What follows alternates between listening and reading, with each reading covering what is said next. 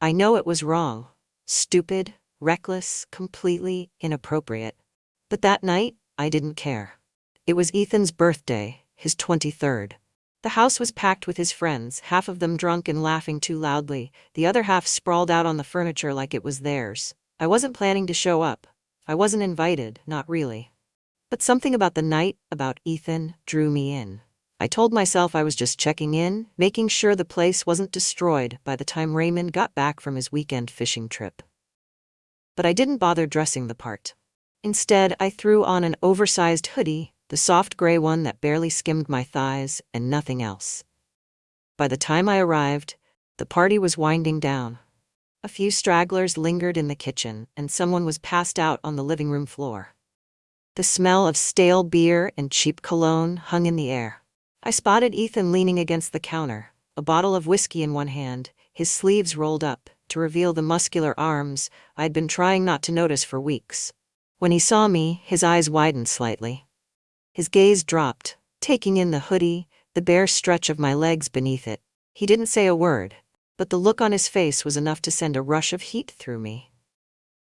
"You're here late," he said finally, his voice calm, but his eyes anything but.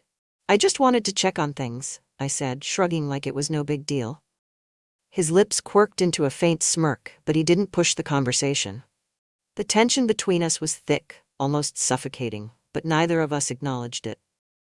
As the last of his friends stumbled out the door, I stayed behind, grabbing an empty beer can off the counter to justify lingering.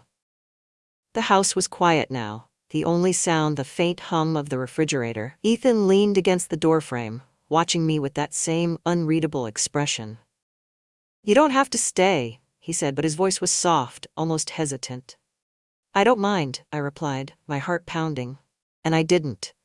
Because deep down, I already knew where the night was headed. The morning after the party, I stood in the kitchen, staring at the coffee pot as it gurgled and hissed, filling the room with the comforting smell of fresh brew. My mind, however, was far from comforted. I kept replaying the way Ethan had looked at me when the last of his friends left, the heat in his gaze as he leaned closer to take the empty beer can from my hand. "You don't have to go," he had murmured, his voice low, his fingers brushing mine. I'd told myself I stayed behind to help clean up, but we both knew that wasn't true. Nothing had happened, yet. But the tension between us had been unbearable, and the way he'd looked at me made it clear, he felt it too. 6 months ago, Ethan had barely been a blip on my radar. He'd moved into the guest house after finishing college, claiming he needed space to figure things out. Raymond, my husband and his father, had barely batted an eye. Ethan wasn't a troublemaker, and he didn't ask for much. He worked part-time at a tech startup and spent the rest of his time either at the gym or hanging out with friends. At first, I didn't think much of him being around.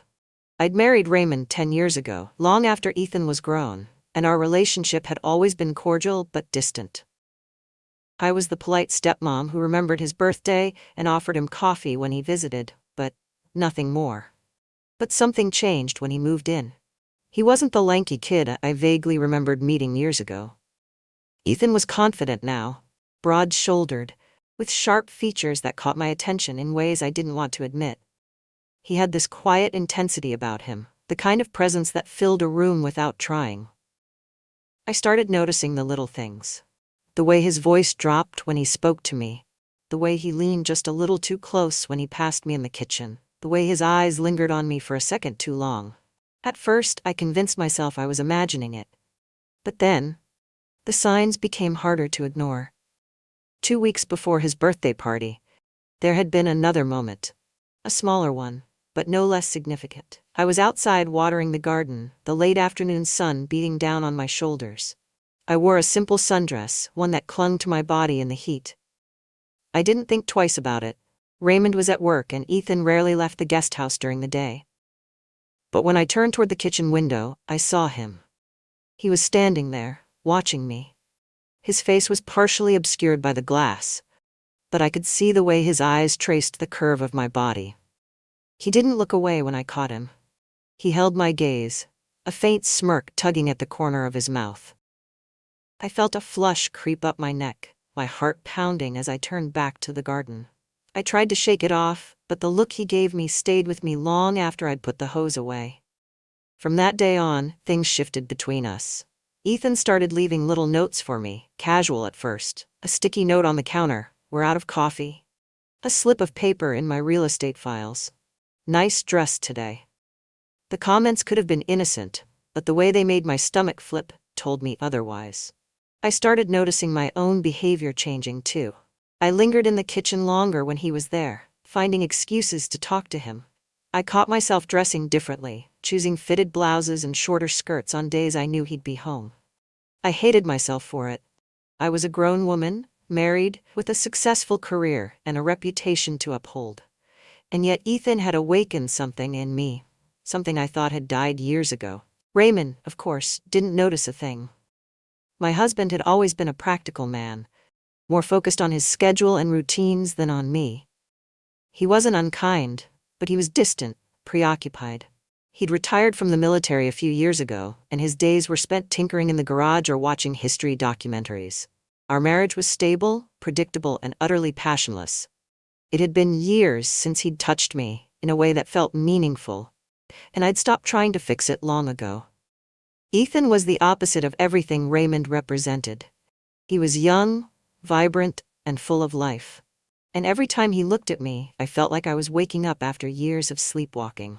The week leading up to Ethan's birthday was a blur of anticipation and guilt.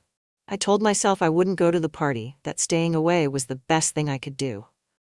But the closer the day came, the more restless I felt. The night of the party, I stayed upstairs, listening to the sound of laughter and music drifting through the open windows. I told myself I was being responsible, giving Ethan his space. But as the hours dragged on, I found myself getting dressed, throwing on that oversized hoodie, and slipping out the back door before I could change my mind. Now, as I stood in the kitchen the next morning, the weight of what had almost happened settled over me like a storm cloud. I poured myself a cup of coffee, my hands trembling slightly, and took a deep breath. I needed to get a grip. Nothing had happened, yet, and if I was smart, nothing ever would. But as Ethan walked into the kitchen, his hair damp from a shower and his shirt clinging to his chest, I felt my resolve falter. He gave me a small smile, his eyes meeting mine with that same intensity that had been haunting me for weeks. "Morning," he said, his voice low.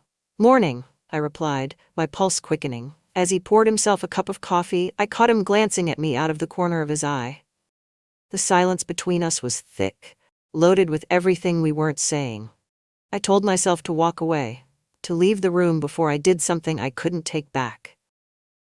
But my feet stayed rooted to the floor, my heart pounding as he stepped closer, the distance between us shrinking with every second. This was just the beginning, and I knew it. The night of Ethan's birthday party had been a test of restraint, but the morning after was worse. Every time he moved, every time his eyes flicked to mine, I felt the unspoken tension buzzing between us, and I hated myself for doing the responsible thing, walking away, drawing a clear line. But I didn't. Later that afternoon, Raymond called to say he'd be staying another night at the fishing cabin. Normally, the news would have meant nothing to me, but this time, it felt like the universe was daring me to make the wrong choice. Ethan spent most of the day in the guest house, leaving me alone with my thoughts. I threw myself into housework, scrubbing the counters, reorganizing the pantry, anything to keep my mind from wandering to the way his lips had parted when he looked at me last night, or the way my body had responded just standing near him. By the time evening rolled around, I was exhausted but restless. The house felt too quiet, the air too heavy. I poured myself a glass of wine and stepped out onto the back patio, hoping the cool breeze would settle my nerves. But then Ethan appeared. He came out of the guest house barefoot, wearing a simple t-shirt and sweats that hung low on his hips. He didn't say anything at first, just stood there with his hands in his pockets, his gaze locked on mine. "Can't sleep?" he finally asked, his voice low, almost hesitant. "Something like that," I replied, taking a sip of wine to steady myself. He walked closer, each step deliberate, and sat down on the edge of the patio. "It's nice out," he said, looking up at the stars. I nodded, but I wasn't looking at the stars. I was looking at him. The silence between us stretched, comfortable at first, but quickly shifting into something heavier, more charged. I told myself to get up, to go inside and end this before it started. But when he turned to me, his eyes meeting mine, I knew it was already too late. "Last night," he said softly, his voice barely audible over the sound of the wind, "you looked different." I felt my cheeks flush, and I turned away, pretending to focus on the glass in my hand. "It was just a hoodie." "It wasn't just the hoodie," he said, his voice firm. My breath hitched, and I glanced at him, finding him closer than I expected. He wasn't smiling anymore. His expression was serious, his eyes searching mine for some kind of answer. "Ethan," I began, my voice trembling, but I didn't know how to finish. He leaned in, his face inches from mine. "You felt it too, didn't you?" I opened my mouth to respond, but before I could, his lips were on mine. The kiss was soft at first, tentative, like he was giving me a chance to pull away. But I didn't. I couldn't. The glass slipped from my hand, landing on the grass with a dull thud as I leaned into him, my hands gripping his shirt. His touch was cautious, almost reverent, as if he couldn't quite believe this was happening. "Are you sure?" he whispered against my lips, his voice thick with hesitation. I wasn't sure. Not at all, but my body had already made the decision for me. "Yes," I breathed, barely recognizing my own voice. The hesitation vanished. His hands moved to my waist, pulling me closer as the kiss deepened. My heart pounded in my chest, every rational thought drowned out by the sheer intensity of the moment. We didn't make it to the guest house. The patio furniture became our stage, the cool night air a stark contrast to the heat between us. His touch was firm but careful, his lips exploring every inch of my skin, as if he was trying to memorize me. For the first time in years, I felt desired. Truly desired. Not the way Raymond had touched me out of obligation or routine, but with a hunger that made me forget everything else. When it was over, we sat there in silence, the reality of what we'd done slowly sinking in. I pulled the hoodie tighter around me, my fingers trembling as I reached for the glass of wine still lying on the ground. "I don't regret it," Ethan said suddenly, breaking the silence. I looked at him, his face soft in the moonlight, and felt my chest tighten. "We can't do this again," I said, though the words felt hollow even as I spoke them. "Why not?" he asked, his voice steady. "Because it's wrong," I said, more to myself than to him. He didn't respond, but the look in his eyes told me he wasn't going to let this be the end. The next few days were a blur of stolen glances and unspoken words. I avoided Ethan as much as I could, throwing myself into work and pretending nothing had happened. But it was impossible to ignore the way my heart raced every time I saw him, or the way his gaze lingered on me longer than it should. It didn't take long for him to break the silence. One evening, after Raymond had gone to bed, I found Ethan waiting for me in the kitchen. He was leaning against the counter, his arms crossed, a faint smile tugging at the corner of his lips. "Hey," he said, his voice casual but his eyes anything but. "Hey," I replied, my pulse quickening. "We need to talk," he said, his tone soft but firm. I hesitated, glancing toward the stairs to make sure Raymond was still asleep. "About what?" "About us," he said, stepping closer. "There is no us," I said quickly, though my voice lacked conviction. He raised an eyebrow, his smile growing. "Really?" "Because it didn't feel that way the other night." I felt my cheeks flush, and I turned away, busying myself with the dishes in the sink. But he didn't let me escape. He moved closer, his hand brushing against mine as he reached for a glass on the counter. "You don't have to pretend," he said softly, his voice sending a shiver down my spine. I closed my eyes, my hands gripping the edge of the sink. "This has to stop," I whispered. "Why?" he asked, his voice barely above a whisper. "Because of him?" I didn't answer. I couldn't. Ethan moved closer, his hand resting on my waist. "You deserve to be happy, Lorraine, and I think I make you happy." I turned to face him, my heart pounding. His expression was serious, his eyes filled with something I couldn't quite name. Before I could stop myself, I kissed him. That night, we found ourselves in his guest house, the small space filled with the soft glow of the bedside lamp. It was reckless, dangerous, but I didn't care. Ethan made me feel alive in a way I hadn't in years, and I wasn't ready to let that go. There's a point in every bad decision where you realize there's no going back. For me, that moment came one night in Ethan's guest house, lying in his bed, his arm draped across my waist, like it had always belonged there. We didn't talk much after those nights. What could we say that didn't make it worse? Words like "this is wrong" or "this has to stop" felt pointless when my body kept betraying me, my heart racing every time he looked at me, like I was the only thing he wanted in the world. It didn't stop. If anything, it escalated. Our affair took on a rhythm, dangerous, intoxicating, and impossible to resist. We became experts at finding moments alone. Sometimes it was in the guest house, the blinds drawn tight, the sound of the TV masking the noise. Other times it was in my car, parked in an empty lot outside a supermarket or a quiet stretch of beach. Each time felt like the first, the thrill of secrecy coursing through my veins. The way Ethan touched me made me forget everything. Raymond, the house, the life I'd built. With him, I wasn't someone's wife or stepmother. I was just me. One of our most reckless moments happened in my office. I'd been working late, going through real estate contracts and staging schedules when Ethan called. "Are you alone?" he asked, his voice low and teasing. "Yes," I said, leaning back in my chair. "I'm coming over." "Ethan?" But he'd already hung up. 20 minutes later, he walked through the door. He was wearing a leather jacket, his hair damp from the rain, and the look on his face made my breath catch. "Ethan, this is..." He didn't let me finish. He crossed the room in 2 strides, pulling me to my feet and kissing me before I could protest. "You've been working too hard," he murmured against my lips, his hands sliding to my hips. It was dangerous, stupid, but the second he touched me, every thought disappeared. We ended up tangled together on the couch in the back of my office, the sound of rain against the windows, the only witness to our indiscretion. But the more time we spent together, the harder it became to hide. Raymond, oblivious as he was, started noticing little things.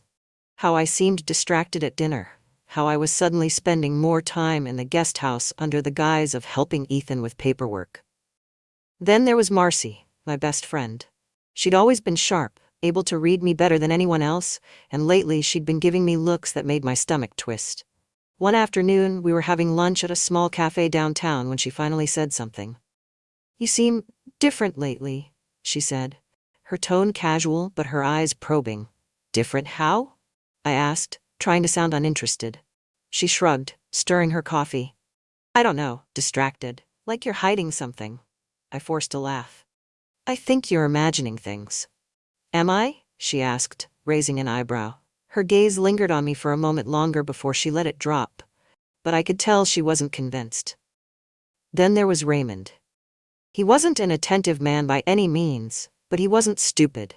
He started coming home earlier than usual, showing up unannounced during lunch breaks, and asking more questions than he ever had before. "Why were you in the guest house yesterday?" he asked one evening, his tone casual but his eyes sharp. "Ethan needed help with some paperwork for a new job," I replied, keeping my voice steady. Raymond didn't say anything, but the way he looked at me made my chest tighten. The close calls only made things worse.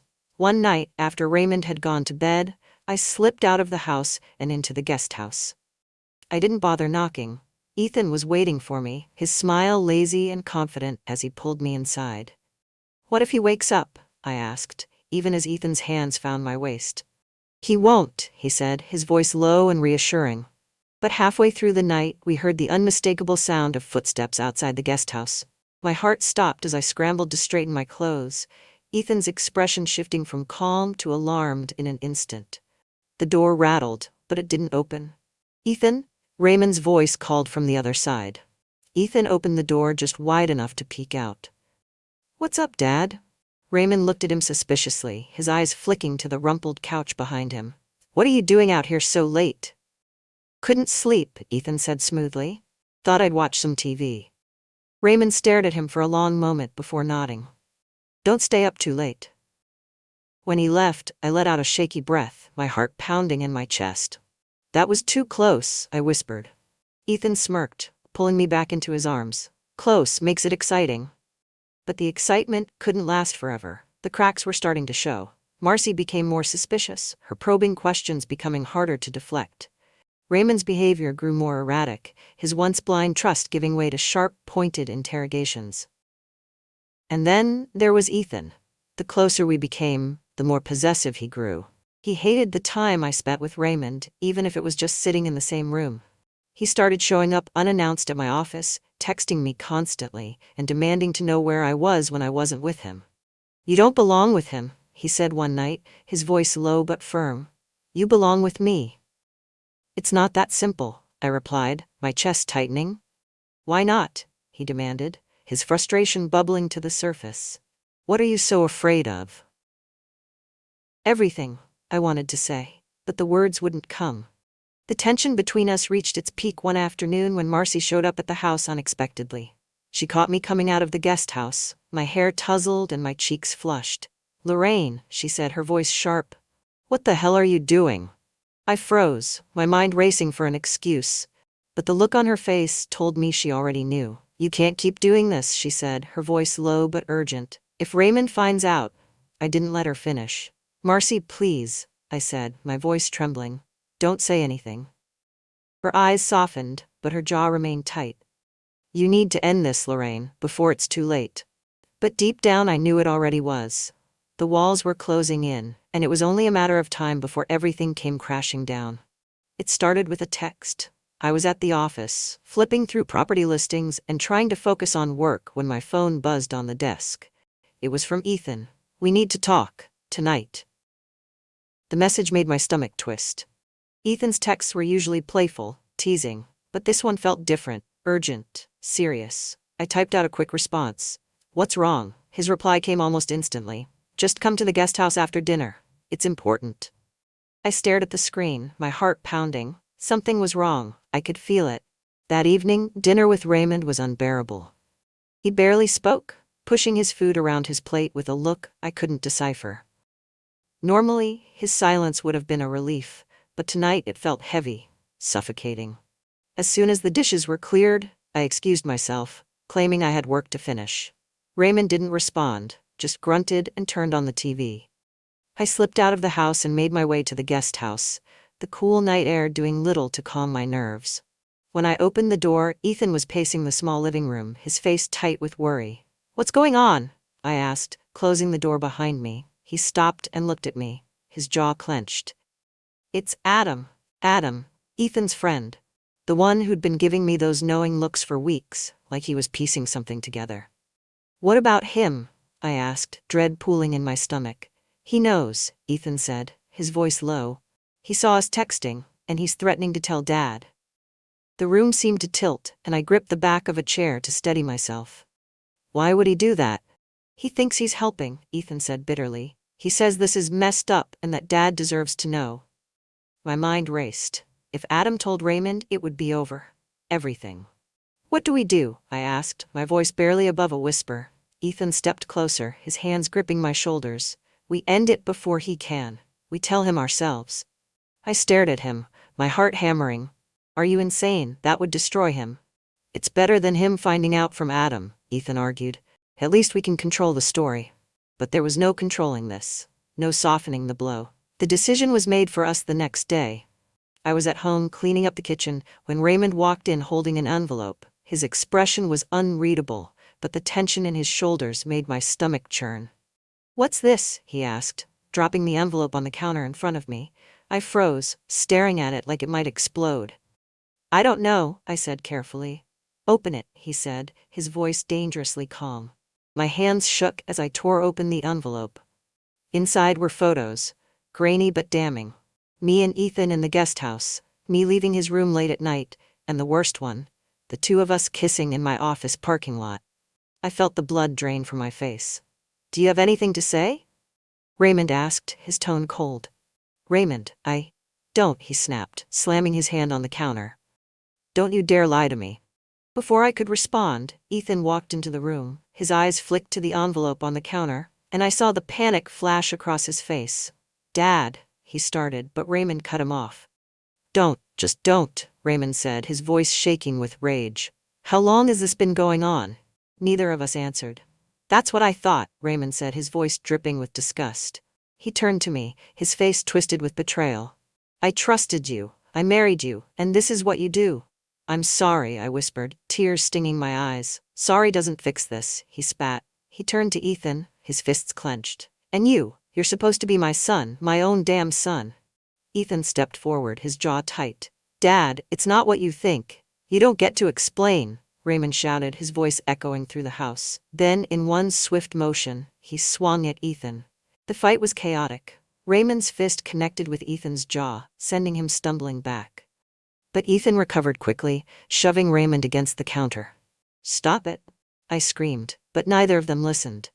Raymond lunged again, his hand gripping Ethan's shirt as they grappled. The sound of furniture crashing filled the room, and for a moment, I thought they might actually kill each other. Then it happened. Ethan shoved Raymond hard, and he lost his footing. He fell backward, his head striking the corner of the kitchen island with a sickening crack. Everything went still. "Dad?" Ethan's voice broke the silence, trembling with panic. I rushed to Raymond's side, my hands shaking as I pressed them against his head. Blood seeped through my fingers, and his breathing was shallow. "Call 911, I said, my voice shaking. Ethan fumbled for his phone, his hands trembling as he dialed. The paramedics arrived quickly, but it felt like an eternity. They loaded Raymond onto a stretcher, their expressions grim, and rushed him to the hospital. Ethan and I stood in the kitchen, the wreckage of the fight around us, neither of us saying a word. "This is my fault," Ethan said finally, his voice hollow. "No," I said, though the words felt meaningless. We both knew the truth. The days that followed were a blur of chaos and silence. Raymond survived the fall, but the damage was severe. The doctor said he had a concussion and a fractured skull, though he was lucky the injuries weren't worse.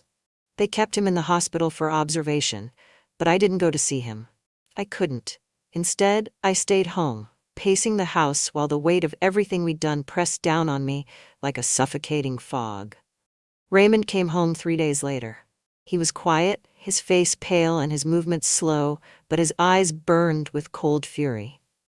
We didn't speak much, just short, clipped sentences about what needed to be done around the house.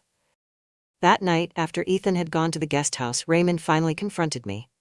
"You're leaving," he said, his voice steady but emotionless. I stared at him, my throat tightening. "Raymond, You don't get to explain," he snapped, his voice rising. "You've humiliated me, destroyed this family. You're lucky I haven't called the police." My breath hitched, and I looked away. "You have until the end of the week to pack your things," he said, his tone final. "And if you try to see Ethan again, I'll make sure everyone knows what you've done. Everyone." The words cut deeper than I expected, but I nodded. I didn't have a choice. The next morning, I started packing. Ethan came by the house while Raymond was out, his face pale and drawn. "What's going on?" he asked, his voice tight. "I'm leaving," I said, my voice trembling. His expression shifted, panic flashing in his eyes. "What do you mean, you're leaving?" "I don't have a choice," I said, sitting down on the edge of the bed. "Raymond knows. He's giving me a way out, and I'm taking it." Ethan stepped closer, his hands clenched into fists. "You can't just leave. You don't have to do what he says." "Yes, I do," I said, meeting his gaze. "This is over, Ethan. It has to be." He knelt in front of me, his hands resting on my knees. "We can leave together. Start over somewhere else. Just you and me." His words sent a pang through my chest, but I shook my head. "That's not realistic, Ethan. You have your whole life ahead of you. I can't take that away from you." "You're not taking anything from me," he said, his voice breaking. "You're the only thing I want." Tears blurred my vision as I reached out, cupping his face in my hands. "I love you," I whispered. "But this isn't right. You know it isn't." He didn't say anything, just pulled me into his arms and held me like he was afraid to let go.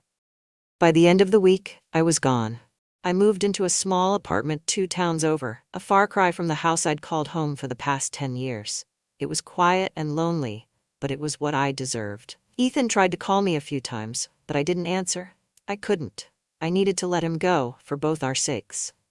Months passed. The divorce was finalized quickly. Raymond wanted nothing to do with me, and I didn't fight him on anything. He kept the house, the cars, everything. I walked away with what little dignity I had left. One afternoon, as I was sitting by the window of my apartment, staring out at the gray, rainy street below, a letter arrived. It was from Ethan. The envelope was plain, with no return address, but I recognized his handwriting instantly. My hands trembled as I opened it. "Lorraine, I'm sorry for everything. For hurting you, for ruining your life. I know you think I hate you for leaving, but I don't. I understand why you did it. I just wanted you to know that I'm okay. I'm starting over and I hope you are too. Maybe someday, when the dust has settled, we can talk. I'd like that. Until then, take care of yourself. I stared at the letter for a long time, the weight of his words settling over me like a blanket. Part of me wanted to write back, to tell him I missed him, to say I wanted to see him again. But another part of me knew it was better this way. I folded the letter carefully and set it aside. Maybe someday, I thought, but not today. The morning sunlight streamed through the frosted bathroom window, casting a soft glow on the tiled walls. Steam from the hot shower swirled around me, curling like whispers in the air. It was my sanctuary, those precious minutes under the water, where the world outside faded away, leaving only the rhythmic sound of droplets hitting the porcelain floor. I had just finished rinsing the shampoo from my hair, wrapping myself in the thick white towel hanging on the rack. As I reached for my robe, a sudden chill ran down my spine, not from the cool air, but from the unsettling sensation that I wasn't alone. Turning slightly, I caught it out of the corner of my eye. A shadow, barely visible, lingering just beyond the bathroom door. The door, I realized with a jolt, wasn't fully closed. My heart skipped a beat as my mind raced. I hadn't heard anyone come in. Why would I? The house had always been my private haven, my retreat. But I wasn't entirely alone this weekend. Liam had arrived late last night, his overnight bag slung over his shoulder and his familiar grin in place. "I'll take care of the windows tomorrow," he'd said, referring to the repairs I'd been putting off for weeks. I'd forgotten all about it this morning as I stepped into the shower, the door left ajar in my haste to grab a towel. Now, standing there with only the soft fabric of the towel between me and whoever was outside, my breath caught in my throat. "Liam?" I called out, my voice shaky but sharp enough to cut through the steam-filled air. There was no immediate reply. The shadow moved slightly, and then I heard the faintest sound, footsteps retreating down the hall. For a moment, I stood frozen, my heart pounding as my mind tried to make sense of what had just happened. Had he seen me? The thought sent a flush of heat through me, mingling with the damp warmth of the room. I tightened the towel around myself and pushed the door open, stepping cautiously into the hallway. The house was quiet, save for the distant sound of the ocean waves outside. The door to the guest room was partially closed, and I could hear the faint hum of movement, Liam unpacking, perhaps, or tidying up. I took a deep breath, willing myself to calm down. It was nothing, I told myself. An accident. He probably hadn't even realized the door wasn't fully shut. Still, as I walked to my bedroom to get dressed, I couldn't shake the image of the shadow lingering by the door, or the strange flutter in my chest at the thought that Liam might have seen more than I intended. By the time I made my way to the kitchen, dressed and composed, Liam was already there. He stood by the counter, pouring coffee into 2 mismatched mugs. "Morning," he said, his tone casual, though there was a flicker of something in his eyes when he glanced at me. "Morning," I replied, my voice steady despite the lingering tension in my chest. He handed me a mug, his fingers brushing mine briefly. "Hope I didn't wake you earlier," he said. "I was trying to get an early start on the windows." "No, you didn't," I said quickly, though my mind was already racing again. Did he know? Was this his way of glossing over what had happened? We sat at the small kitchen table, the morning sunlight spilling across the worn wooden surface. Liam sipped his coffee, his gaze flicking toward me now and then, as though he wanted to say something but couldn't quite find the words. I focused on my coffee, trying to keep my thoughts in check. But the silence between us felt heavier than usual, charged with an unspoken tension that neither of us seemed willing to address. Finally, Liam cleared his throat. "So what's the plan for today?" he asked, his tone deliberately light. I looked up at him, forcing a smile. "I thought I'd leave the windows to you," I said. "Unless you need me to help." "I think I can manage," he replied, his grin returning. But there was still that flicker in his eyes, a quiet intensity that made my chest tighten. As the day went on, I tried to push the morning's events from my mind, throwing myself into housework while Liam worked on the windows. But every time our paths crossed, him passing me a tool, me handing him a towel to wipe the dust from his hands, the memory of that fleeting moment by the bathroom door came rushing back. By evening, I was exhausted, though not from the chores. It was the weight of the unspoken tension between us. The way his eyes seemed to linger just a second too long. The way my pulse quickened whenever he was near. As I lay in bed that night, the sound of the waves lulling me toward sleep, I couldn't shake the feeling that something had shifted between us. And for the first time in years, I wasn't sure if I wanted to ignore it. The next morning, I woke to the sound of a hammer tapping lightly against the frame of the kitchen window. Liam was already at work. The faint scent of coffee drifted down the hall, and I could hear his easy hum mingling with the rhythm of his movements. After a quick shower, this time making sure the door was firmly shut, I dressed and made my way to the kitchen. Liam stood by the open window, securing a new latch. The early sunlight streaming through the glass bathed him in a warm glow, and for a moment, I hesitated in the doorway, watching him. He looked so at ease, so focused. "Morning," I said finally, stepping into the room. He turned to me, his smile soft but genuine. "Morning. Coffee still hot?" I poured myself a cup and leaned against the counter, watching as he finished the last few adjustments to the latch. "Done," he announced with a satisfied grin, brushing his hands off on his jeans. "Looks good," I said, taking a sip of coffee. He leaned against the window frame, his gaze settling on me. "You've got a nice place, Meredith, even if it's a bit drafty." I laughed, shaking my head. "Well, that's why you're here, isn't it? To fix all the things I've been ignoring?" "Among other things," he replied, his tone light but carrying an edge of something deeper. I felt my cheeks warm under his gaze and quickly turned my attention back to my coffee. We spent most of the morning working on small projects around the house, replacing light bulbs, fixing loose cabinet hinges, and even rearranging a few pieces of furniture to make the space feel less empty. Liam was as attentive and patient as ever, offering his usual humor to lighten the mood. But there was something different about the way he moved, the way he spoke. His presence felt heavier, somehow, more deliberate. At one point, as we shifted the sofa to a new spot in the living room, I lost my grip, the edge of the fabric slipping from my hands. "Careful," Liam said, stepping forward quickly to steady it. His hand brushed mine, and for a moment, we both froze.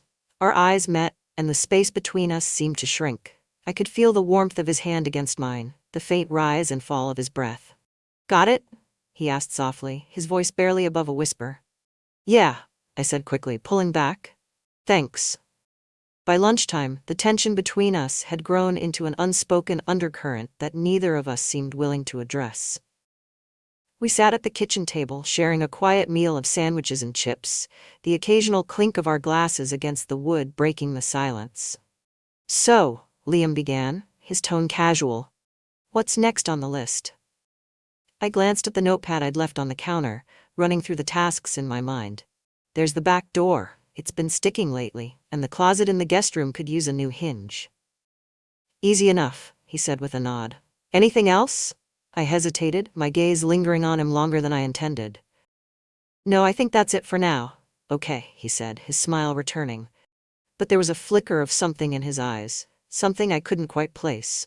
The rest of the afternoon passed in a blur of hammering, drilling, and quiet exchanges.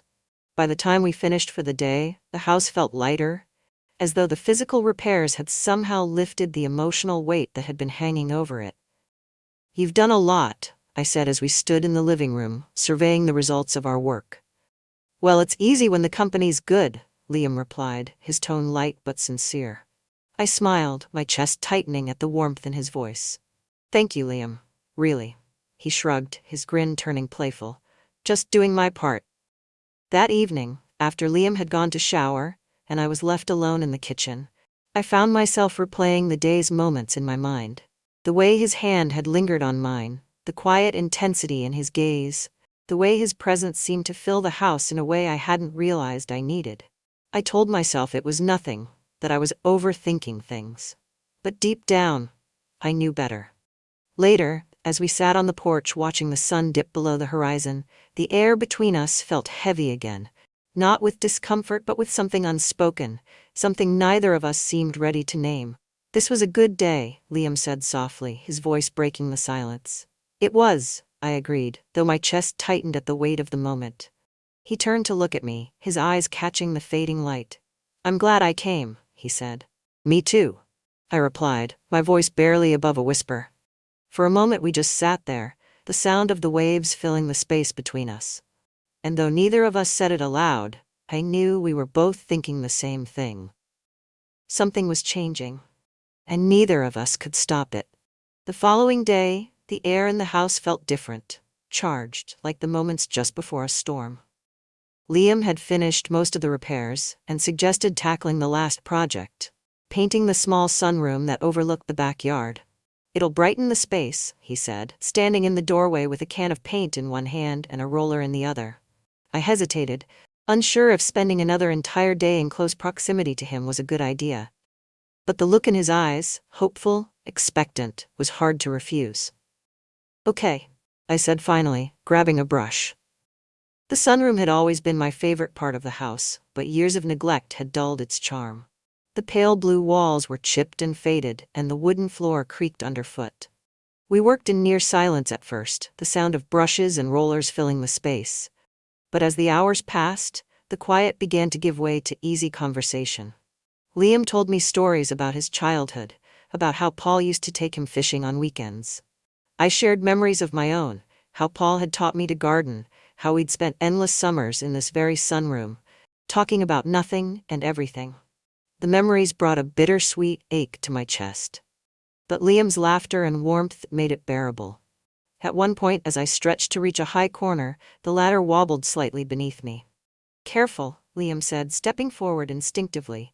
I've got it, I assured him, though my grip on the roller tightened. But the ladder shifted again, and before I could react, Liam was there, his hands steadying me by the waist. Gotcha, he said, his voice close, his breath warm against my shoulder. I froze, my heart racing as his hands lingered for just a moment longer than necessary. Thanks, I said finally, my voice barely above a whisper. No problem, he replied, stepping back, though his gaze held mine for a moment before he turned away. By late afternoon, we had finished the first coat of paint. The room felt brighter already, the pale yellow walls catching the sunlight and filling the space with warmth. It looks great, I said, standing back to admire our work. It does, Liam agreed, his gaze shifting from the walls to me. But I think you've got a little paint. He gestured to his cheek, and I raised a hand to touch mine. Here? No, the other side, he said, stepping closer. Before I could move, he reached out, his thumb brushing gently against my skin. The gesture was so soft, so intimate, that it stole the breath from my lungs. There, he said, his voice low. Thanks, I murmured, my chest tightening as I met his gaze. For a moment, neither of us moved, the air between us thick with tension. I could feel the heat radiating from him, the faint scent of paint and soap clinging to his skin. And then, as if realizing he had lingered too long, Liam stepped back, clearing his throat. I'll clean up the brushes, he said, his tone clipped. Okay, I replied, though my voice trembled. That evening, as we sat together on the porch, the sun dipping below the horizon in a blaze of orange and pink, the tension between us felt impossible to ignore. Today was productive, Liam said, breaking the silence. It was, I agreed, though my mind was far from the sunroom.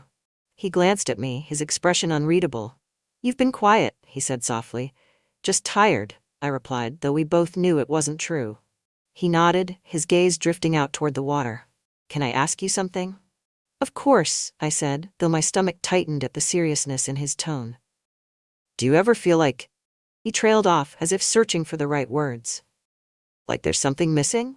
I hesitated, his question catching me off guard. All the time, I admitted finally. Me too, he said, his voice barely above a whisper. The quiet stretched between us, filled with the soft sound of waves and the distant hum of cicadas. I don't know what I'm doing half the time, I said, the words spilling out before I could stop them. Since Paul, I've just been trying to hold it together. But sometimes, it feels like I'm barely managing. Liam turned to me, his eyes filled with an intensity that made my breath catch. You don't have to do it alone, you know, he said. I know, I said, though my voice wavered. He reached out, his hand covering mine. I mean it, he said softly. I'm here. The weight of his words, the warmth of his touch was almost too much to bear. I pulled my hand back, my chest tightening. I should go inside, I said quickly, standing. Meredith, he began, his voice low, almost pleading. But I shook my head, unable to meet his gaze. "Good night, Liam." "Good night," he said, though the word carried an edge of disappointment. As I lay in bed that night, staring at the ceiling, I couldn't stop thinking about the way his hand had felt against mine, the quiet certainty in his voice when he said he was there for me. The attraction between us was undeniable, but it was also terrifying. I couldn't ignore the way he made me feel, alive, seen, but I also couldn't shake the fear of what it all meant. For the first time in years, I felt like I was standing at the edge of something vast and uncertain, and I didn't know if I was brave enough to take the leap. The storm outside had started as a light drizzle in the late afternoon, but had grown into a steady downpour by nightfall. Rain pelted against the windows, a rhythmic drumbeat that filled the house with a strangely calming presence. Liam was in the living room, finishing the last adjustments to the closet door he had repaired earlier, while I busied myself in the kitchen. I tried to focus on the chopping board in front of me, slicing vegetables for a soup I didn't particularly want to make. But my thoughts kept drifting to him, to the way his hand had lingered on mine earlier that day, the quiet intensity in his eyes when he'd said he was there for me. I could hear him moving around in the other room, the sound of his tools clinking against the floor. Every noise made my pulse quicken, an unspoken tension building between us that neither of us seemed willing to address. The sound of the rain grew louder, and a clap of thunder rumbled in the distance. I glanced toward the living room and, before I could stop myself, walked down the hall to check on him. Liam was kneeling by the closet door, tightening the last screw. His shirt clung slightly to his back, damp from the humidity in the air, and his movements were fluid, focused. He didn't notice me at first, and I hesitated in the doorway, unsure of what to say. "Need any help?" I asked finally, my voice soft. He turned, startled for a moment before his lips curved into a small smile. "I think I've got it," he said, his tone light. I stepped closer, the rain outside muffling the sound of my footsteps. "You've been busy today," I said, trying to keep my voice steady. He shrugged, setting the screwdriver aside. "Keeps me out of trouble," he said, though his gaze lingered on me in a way that made my chest tighten. For a moment, neither of us spoke, the space between us filled with the sound of the rain and the distant rumble of thunder. "Meredith," he said suddenly, his voice breaking the silence. I looked at him, my breath catching at the seriousness in his tone. "Yes?" He hesitated, his hands resting on his knees as he searched for the right words. "I can't keep pretending that nothing's changed," he said finally. My heart skipped a beat, and I felt a rush of warmth flood my cheeks. "Liam, I don't think—" "I'm not asking you to think," he interrupted gently, standing and stepping closer. "I'm asking you to feel. To be honest with yourself, with me." The intensity in his gaze was almost too much to bear, and I took a step back, my hands trembling. "This isn't. It's not simple," I said, my voice barely above a whisper. "I know it's not," he said, his voice soft but firm, "but that doesn't mean it's wrong." I shook my head, tears pricking at the corners of my eyes. "Liam, we can't." "Why not?" he asked, his voice rising slightly. "Who says we can't? Who makes these rules?" His frustration was palpable, and I felt my chest tighten as I struggled to find the words to explain. "I'm scared," I admitted finally, the words tumbling out before I could stop them. Liam's expression softened instantly, and he stepped closer, his hands reaching out to rest gently on my arms. "I know," he said, his voice low, "but you don't have to be." The warmth of his touch, the steady reassurance in his voice, was almost enough to break through the wall I'd built around myself. Almost. "I don't know if I can do this," I whispered, my tears spilling over. "You don't have to know right now," he said, his thumb brushing softly against my arm. "Just stay here with me. Let's figure it out together." I looked up at him, my vision blurred by tears, and saw nothing but sincerity in his eyes. And in that moment, I knew I couldn't keep running from what I felt. Without thinking, I closed the space between us, my hands reaching for his as I leaned into him. "Liam," I whispered, my voice trembling. He cupped my face in his hands, his touch gentle but sure. "I'm here," he said softly. His lips met mine, the kiss slow and tentative at first, as though we were both afraid of breaking whatever fragile understanding had formed between us. But as the seconds passed, it deepened, the unspoken tension between us finally giving way to something raw and undeniable. The storm outside seemed to fade into the background, the sound of the rain and thunder replaced by the steady rhythm of our breathing, the warmth of his touch grounding me in the moment. Liam's hand slid down my arms, pulling me closer, and I let myself lean into him, my own hands gripping the fabric of his shirt as though he were the only thing keeping me steady.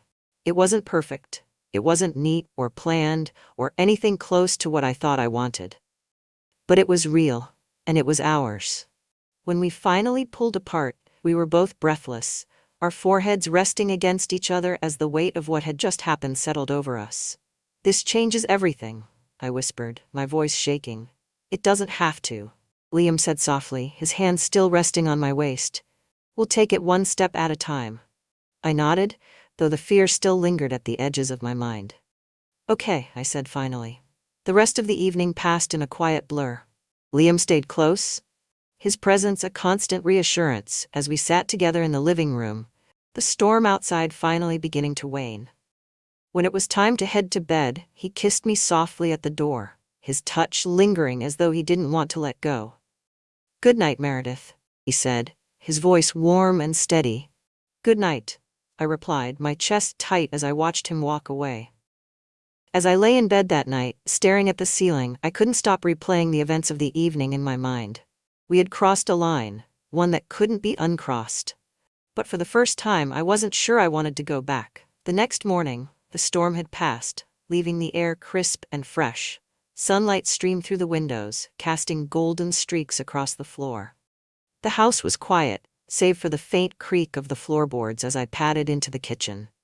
I was surprised to find Liam already there. He was standing at the counter, a cup of coffee in his hand, gazing out the window. The light hit him just right, illuminating the strong lines of his profile. And for a moment, I let myself just look at him. When he turned and saw me, a smile softened his expression. "Morning," he said, his voice low and warm.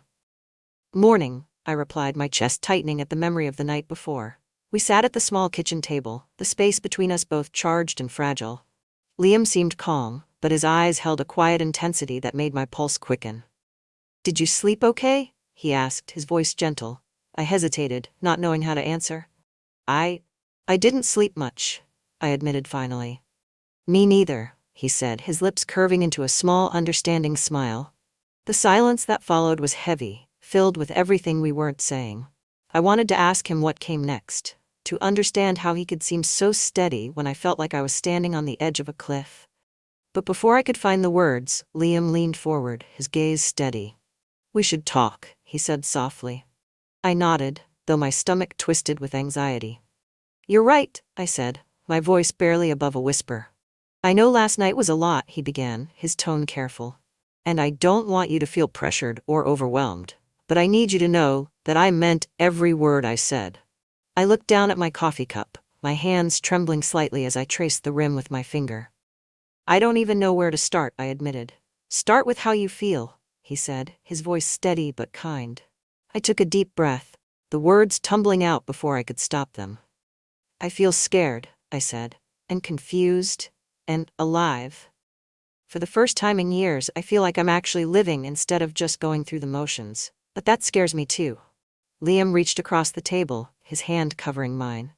"You don't have to figure it all out right now," he said softly. "We can take it slow, one step at a time." I looked up at him, my chest tightening at the sincerity in his eyes. "But what if people find out?" I asked, my voice trembling. "What will they think?" "They'll think whatever they want to think," he said, his voice firm. "But this isn't about them, Meredith. This is about us. What do you want?" The question hung in the air between us, heavy and unyielding, and for the first time I allowed myself to answer it honestly. "I want to be happy," I said, my voice breaking. "I want to stop feeling like I'm stuck in the past. I want you." Relief washed over Liam's face and he squeezed my hand gently. "Then that's all that matters," he said. The simplicity of his words, the quiet certainty in his voice, was enough to steady me. We spent the rest of the morning together, moving around the house as if nothing had changed, even though everything had. Liam worked on organizing the tools in the garage while I tidied up the living room, but our paths crossed often, brushing hands, lingering glances, unspoken promises. That afternoon, as the sun hung high in the sky, Liam suggested a walk along the beach. It'll clear our heads, he said, his smile easy but his eyes serious. I agreed, slipping on my sandals and following him out the back door. The sand was warm beneath my feet, and the sound of the waves crashing against the shore was soothing, grounding. We walked in silence for a while, the space between us shrinking with every step. When we reached a small cove hidden by rocky cliffs, Liam stopped, turning to face me. Meredith, he began, his voice low. I need to know. Are you with me in this? I looked at him, my heart pounding. I don't know what this is, I admitted, but I don't want it to end.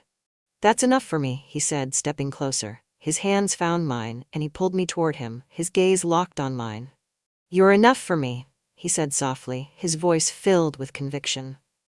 The words undid me, and before I could think I was in his arms, his lips capturing mine in a kiss that was both tender and desperate.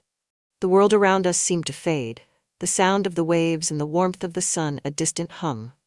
Liam's hands slid to my waist, pulling me closer, and I let myself melt into him, the weight of my fears momentarily lifting.